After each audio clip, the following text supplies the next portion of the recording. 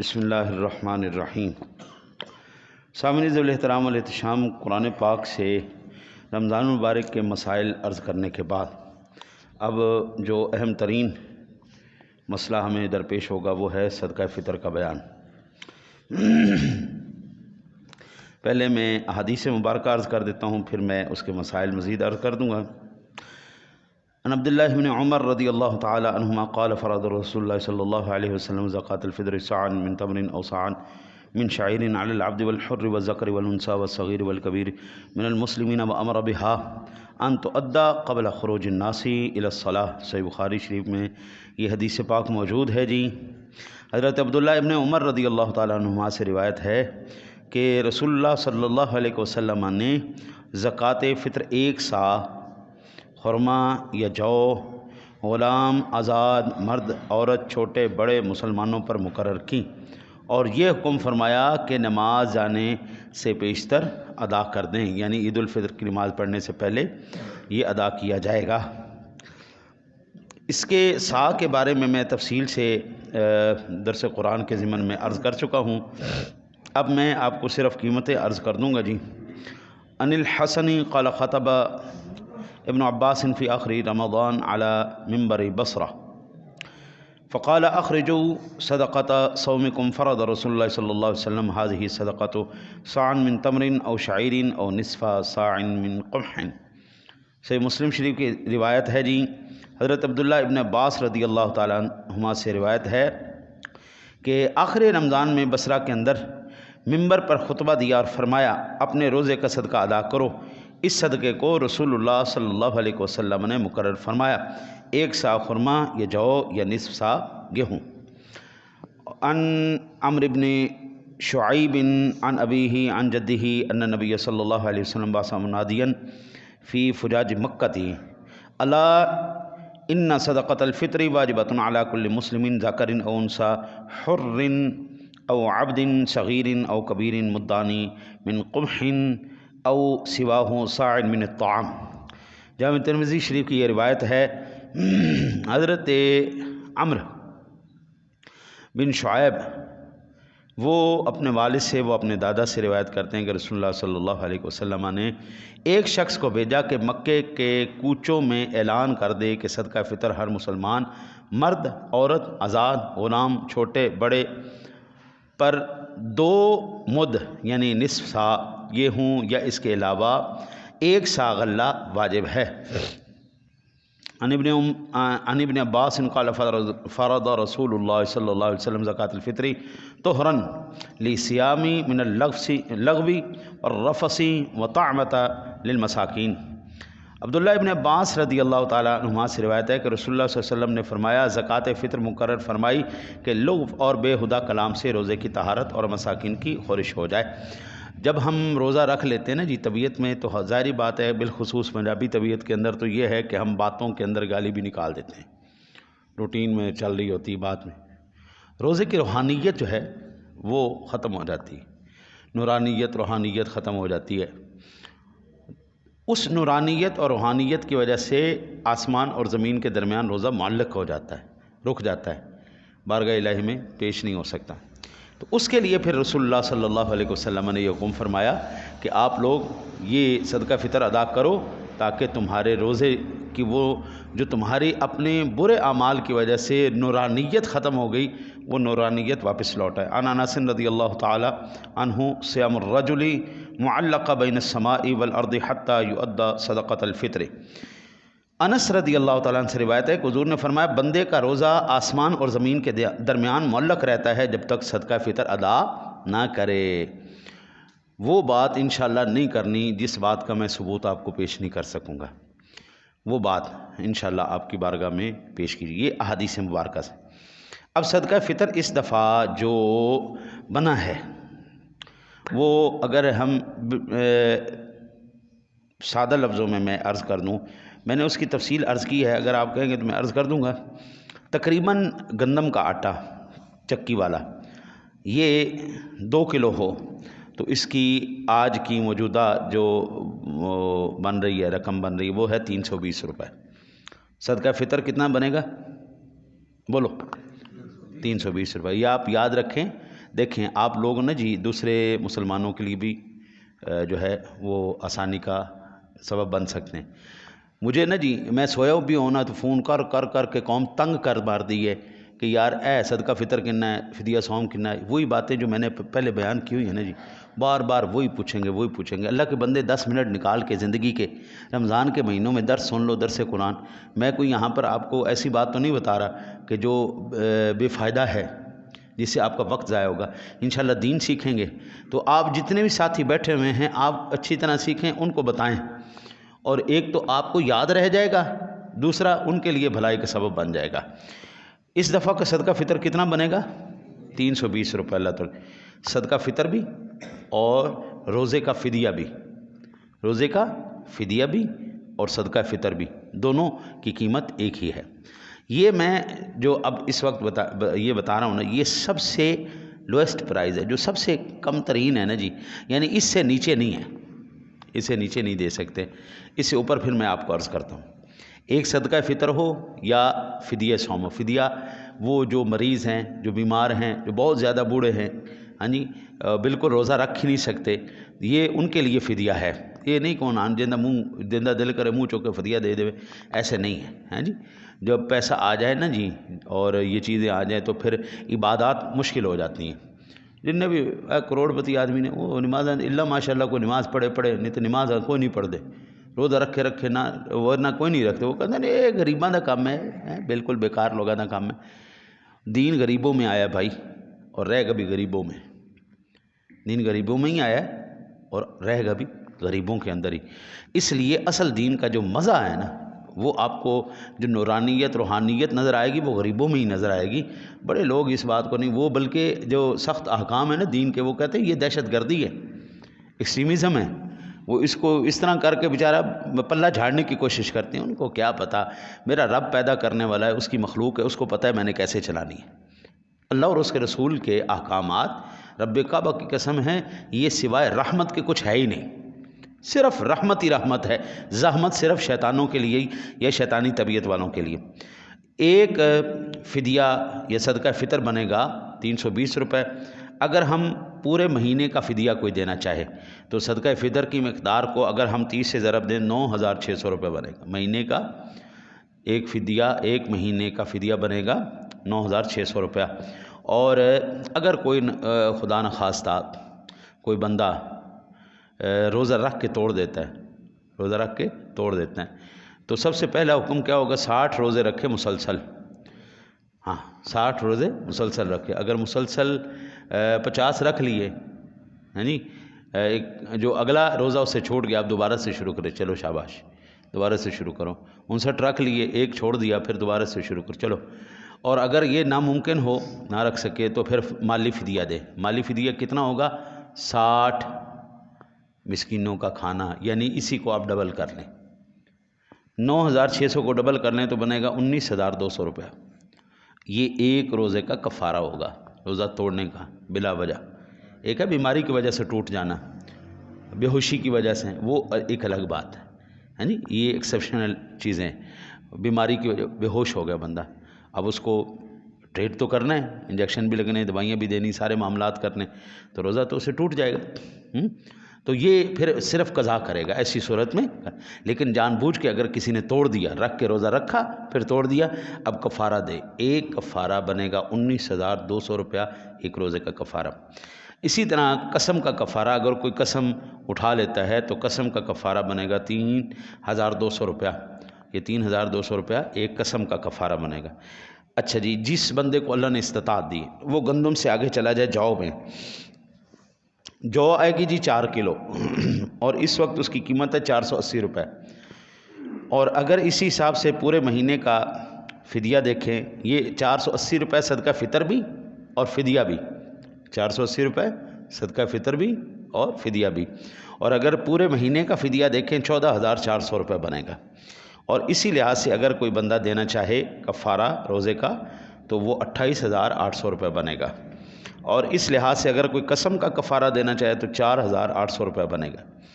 اب جس کو اللہ تعالیٰ نے اس سے زیادہ دیا ہے, ہر ایک کی استطاعت اپنی ہے, وہ دے کھجور, 4 کلو کھجور کی قیمت, وہ بنتی ہے جناب 2800 روپے ایک صدقہ فطر یا اچھا جی اگر پورے مہینے کا دیکھیں فدیہ صوم یہ کتنا بنے گا تو وہ بنے گا اللہ آپ کی خیر کرے کھجور کے لحاظ سے 84,000 روپیہ 84,000 روپیہ وہ کھجور کے لحاظ سے پورے مہینے کا فدیہ ادا کرے. جن لوگوں کے دن کے 60-70 ہزار 80,000 روپے لاکھ روپے خرچہ ہے ان کے لیے یہ مسئلہ کوئی نہیں. 80,000 84,000 یہ کوئی مسئلہ نہیں. کفارہ اگر وہ رکھ کے توڑے گا تو 1,68,000 روپیہ ڈبل ہو گیا نا جی. ہاں جی 1,68,000 روپیہ اس کا کفارہ بنے گا. اس لحاظ سے اگر کوئی قسم کا کفارہ ادا کرے گا تو 28,000 روپیہ قسم کا کفارہ بنے گا. کشمش کی دو ہیں جی درجے ہیں، ایک درجہ اول کی ہے ایک درجہ دوم کی ہے. درجہ اول کی میں عرض کر دیتا ہوں 6,400 روپیہ ایک صدقہ فطر بنے گا. 6,400 روپیہ ایک صدقہ فطر بنے گا اور یہی صدقہ فطر ہی جو ہے فدیہ صوم بنے گا. اور وہ اگر پورے مہینے کا حساب لگائیں فدیے کا تو 1,92,000 روپیہ اس کا فدیہ بنے گا پورے مہینے کا. اور اگر اس کا کفارہ دیکھا جائے ایک روزے کا تو 3,84,000 روپیہ اس کا کفارہ بنے گا. قسم کا کفارہ اگر دیکھیں گے تو 64,000 روپیہ قسم کا کفارہ بنے گا. یہ چیزیں سب سے ہلکی پرائز بھی میں نے آپ کو عرض کر دی، سب سے اوپر والی پرائز بھی میں نے آپ کو عرض کر دی. یہ یاد رکھیں. مجھے نہیں پتا کس کی کیا حیثیت، میں نہیں جانتا کہ کون کتنا دے سکتا ہے کتنا نہیں دے سکتا، اس لیے میں نے دونوں مسائل عرض کر دیے، کم سے کم بھی زیادہ سے زیادہ بھی. اب ایک بندے کے پاس حیثیت ہے، ایک بندے کے پاس حیثیت ہے، وہ زیادہ دے سکتا ہے، لیکن اس بندے نے جان بوجھ کے وہ کم دے رہا ہے تو وہ کم اس کا نہیں کنسیڈر ہوگا. جتنی اس کی حیثیت ہے اس کے مطابق دے گا تو وہ مانا جائے گا. ہاں جی یہ نہیں کہ ہوں جناب تیرے تے اللہ دی خیر ہے کرم ہے تیرے تے، لیکن تو جان بوجھ کے کہندے جو 320 روپیہ دینا ہے چلو ٹھیک ہے دیو جی. قرآن کہتا ہے فمن تطوع خیرا فہو خیر اللہ. جو بندہ اضافہ کرے گا جس کو اللہ نے خیر دی ہے وہ بھلائی کرے، ہاں جی بڑھا کے دے، بڑھا کے. جو بندہ جس حیثیت کا مالک ہے اس حیثیت کے مطابق وہ ادا کرے. اگر وہ نہیں کرتا تو بابا جتنا ادا کیا اتنا تو ہو گیا، باقی اس کے سر پہ معلق رہے گا. کیونکہ اس دیکھیں نا جی ہر ایک بندے کی حیثیت کے مطابق بات ہو رہی. یہ تمام کے تمام احکام اور پھر فمن تطوع خیرا فہو خیر اللہ حکم آ گیا نا جی. جو بندہ اپنی طرف سے بھلائی زیادہ کرے، ہاں جی ہاں ایک بندہ جو ہے اس کی حیثیت تو بنتی ہے 320 روپے کی لیکن وہ 480 روپے دے رہا ہے. ہاں یہ اللہ تعالیٰ کی بارگاہ میں بہت مقبول بندہ ہے جی. ہاں جی اس نے بھائی اپنی حیثیت سے بڑھ کے اللہ کی بارگاہ میں پیش کیا. ہاں جی تو یہ بڑی اچھی بات. اور صدقہ فطر کا مصرف کیا ہے وہ میں آپ کو تفصیل سے کل میں مزید عرض کر دوں گا، لیکن اشارتاً جو ہے وہ میں عرض کر دیتا ہوں. صدقہ فطر کے جو عام روٹین میں ماں باپ بیوی بالغ بچوں زیر کفالت چھوٹے بھائیوں مہمانوں اور ملازموں کا فطرانہ اس پر واجب نہیں. اگر چھوٹے نابالغ بچے خود صاحب نصاب ہوں تو ان کے ذاتی مال سے ان کا فطرہ ادا کرے گا. ہم یہ کہہ سکتے ہیں کہ جن لوگوں کو اللہ تعالیٰ نے زکوٰۃ جو لے سکتے ہیں نا جی وہ صدقہ فطر بھی لے سکتے ہیں. زکوٰۃ جو لے سکتے ہیں وہ صدقہ فطر بھی لے سکتے ہیں. ان کو صدقہ فطر اگر آپ کے بہن بھائیوں میں کو ماڑا ہے تو یہ چیزیں سب سے پہلے ادھر دو، ٹھیک ہے جی. میں ایسی تنظیموں کے بالکل میری سمجھ میں نہیں آتی کہ جو کروڑوں روپے لگا کے ایڈیں لگا کے فطرانے زکوٰۃ خیرات صدقات لے رہی. ظالم کو بچوں کروڑوں روپے جو تم نے ایڈوں پہ لگا دیا ہے، ہاں جی آپ ٹی وی کھول لینا جی آپ کو ہر جگہ بس فلانے ہسپتال کو دے دیں جی صدقہ، فلانی تنظیم کو دے دیں جی، فلانی کی تنظیم کو دے دیں. کیوں جی وجہ یہ کہاں پہ آ گیا؟ اور بھائی سب سے پہلے قرآن کہتا ہے وآت ذی القربیٰ، جو تمہارے قریبی ہیں ان کو تم غنی کرو، وہ ضرورت مند ہے. ایک تنظیم ہے جناب پشاور دی، وہ اتنے آ کے مانگ رہی. بھائی کیوں جی؟ اتنے تو غریب مر گئے نے، اتنے رشتہ دار کو نہیں بیٹھے. ہر بندہ سب سے پہلے اپنے بہن بھائیوں کو دیکھے، اپنے نیچے رشتہ داروں کو دیکھے، اس کے بعد اللہ کے بندے، پھر آپ جدھر آپ کو اللہ نے اضافی دیا تو ٹھیک ہے، جدھر مرضی دو، اس میں کوئی حرج والی بات نہیں۔ لیکن یہ کہ گھر دے بھکھے مردے پہن باہر تیری خیرات دے جناب چرچے ہوئے، واہ واہ جی سیٹھ صاحب نے ملک صاحب نے اننے پیسے دے دیتے، اننے لاکھ روپے فلانی تنظیم نے دے دیتے جی، وہ دکھاوے کے لیے انہوں نے ان کو دے دیے اور گھر والے تیرے بھوکے پڑے میں، ایسے صدقے اللہ کوئی نہیں قبول کرنے والا۔ بھائی دیکھیں نا جی، اصول کس نے بیان کیے؟ میں نے تو نہیں بیان کیے نا جی، اصول اللہ بیان کر رہا ہے، اللہ اور اس کے رسول صلی اللہ علیہ وسلم ہمیں اصول بیان کر رہے ہیں۔ ٹھیک ہے آپ فلائی کام کریں، سارے سلسلے کریں، لیکن اس وقت کریں جب آپ کے تمام زیر سایہ جتنے افراد ہیں، آپ کے فیملی ممبران ہیں۔ دیکھو ہر فیملی کے اندر نا جی، ہر کوئی کروڑ پتی ارب پتی ہو، یہ بڑا شاذ و نادری کبھی واقعہ ہوتا ہے، کم ہی نظر آتے ہیں کہ ہر ایک کی بندہ اللہ دی خیر ہوئے۔ ہر فیملی کے اندر اللہ چند بندوں کو اوپر لے آتا ہے، 2 4 6 بندے وہ امیر ہو جاتے ہیں، باقی وہیں پہ وہی جو ہے نا جی غربت کی لکیر سے نیچے ہی زندگیاں گزار رہے ہوتے ہیں۔ تو وہ جو اوپر گئے ہیں نا جی، ان کو اللہ نے حکم دیا نیچے دیکھو، ادھر دیکھو، بہن بھائیوں کو دو۔ اچھا پھر یہ نہیں کہ اے میری بہنیں پھاڑ لے زکوٰۃ دے پیسے نہیں، اے میری بہن پھاڑ لے یہ صدقے دے پیسے نہیں، یہ فطرے دے پیسے نہیں۔ کیا ہو گیا یار، کیا ہو گیا؟ کیوں کسی کی عزت نفس مجروح کر رہے ہو؟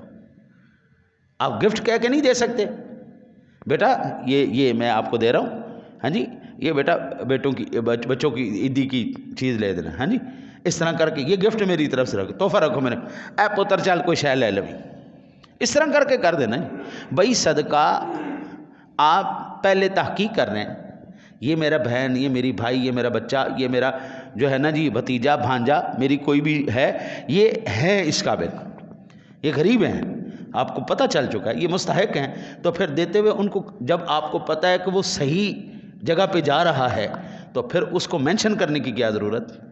آپ کے لیے اللہ کا حکم کافی ہے، بس اللہ نے کہہ دیا دو ان کو، اب دو، اب اس کو بتانے کی ضرورت نہیں، جتانے کی ضرورت نہیں، عزت نفس مجروح کرنے کی ضرورت نہیں۔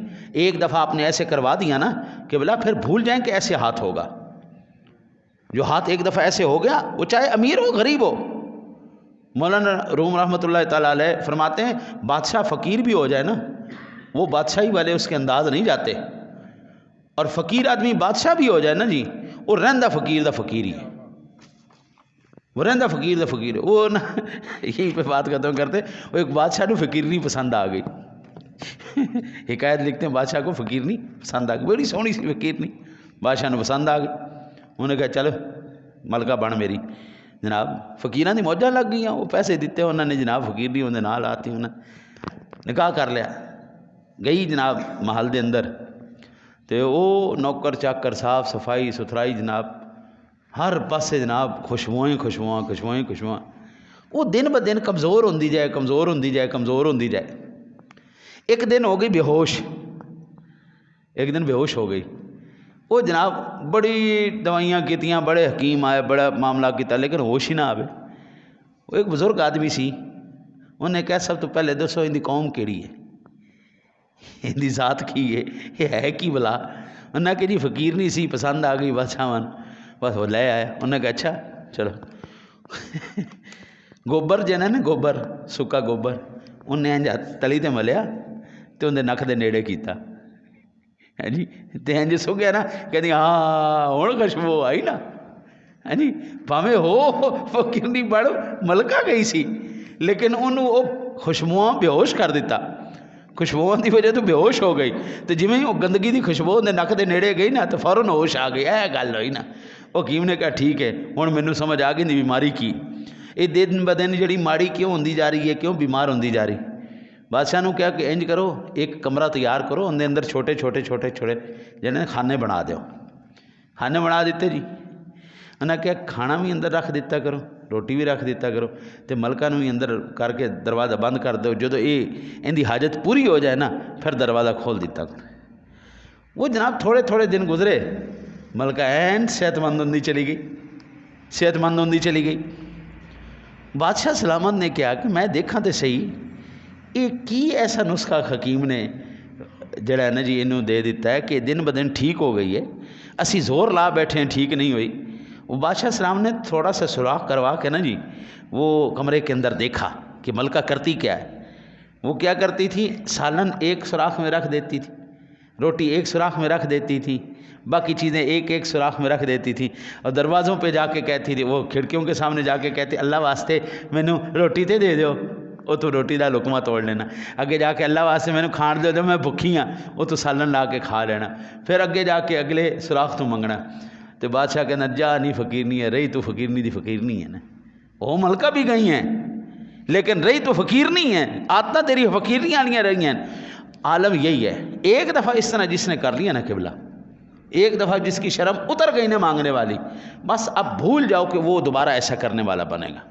اب وہ ہم دیکھ رہے ہیں ساڈے ترلے پائی بیٹھے نے IMF نو، اللہ واسطے سانو پیسے دے دو، اسی مر گئے بھکے، اللہ واسطے سانو دے دو، اسی بھکے مر گئے۔ او خدا دے بندے ہو کی ہو گئے تم انہیں بھکے ننگے ہو گئے ہو؟ تو اللہ تعالیٰ جو ہے وہ یہ ضروری نہیں ہوتا کہ پیسہ دے دے ساتھ دل بھی دے دے، پیسہ دے حکومت دے تو اللہ ساتھ پیسہ دل بھی دینا نا، ایسا نہیں ہے، بلکہ ہمیشہ دیکھا یہ گیا الا ماشاءاللہ کسی پر اللہ کا کرم ہو جائے کہ اس کو پیسہ بھی دے اللہ دل بھی دے، ورنہ یہ دیکھا جیسا پیسہ آتا ہے دل چھوٹا ہوتا جاتا ہے، چھوٹا ہوتا جاتا ہے۔ دعا کرو اللہ تعالیٰ آپ کو مجھے عمل کی توفیق نصیب فرمائے۔